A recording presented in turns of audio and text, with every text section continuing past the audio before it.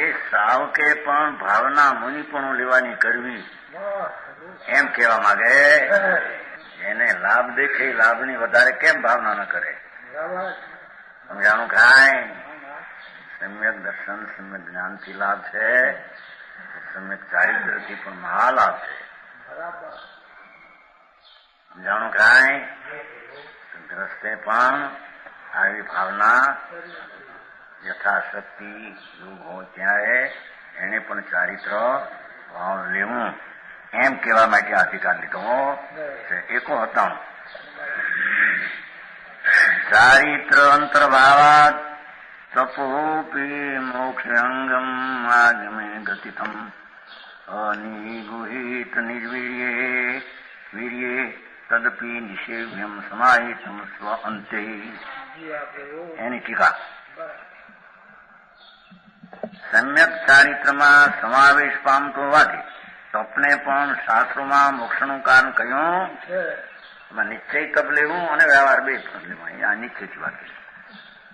જેથી પોતાની શક્તિ છુપાવ્યા વિના જોયું સાવ કે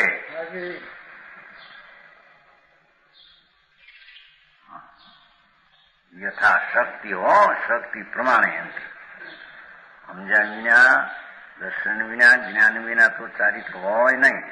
પણ દર્શન ને જ્ઞાન સહિતમાં શક્તિ તપ ત્યાગ આવે છે ને.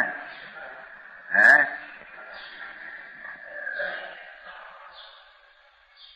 શક્તિ પ્રમાણેનો વ્યવહાર અને નિશ્ચય ચારિત્ર લેવું.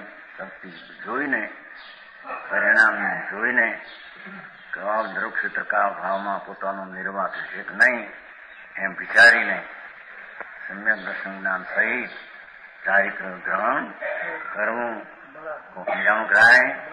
આવી વાત આવે એટલે સમજાવીને પણ આવે એટલે ચાલો અંગીકાર ચારિત્ર લઈ ગયો હોય.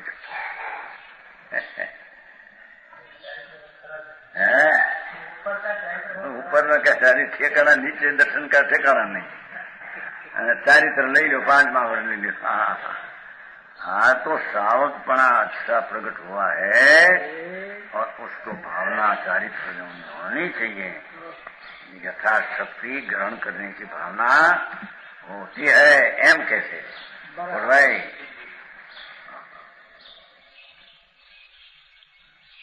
તેથી પોતાની શક્તિ છુપાવ્યા વિના અનિગત છે ને અનિગુહિત નિજ વીર્ય પોતાના પુરુષાર્થને ગોઠવ્યા વિના પુરુષાર્થની ગતિ કામ કરે તો એને ચારિત્ર અંગીકાર કરવું.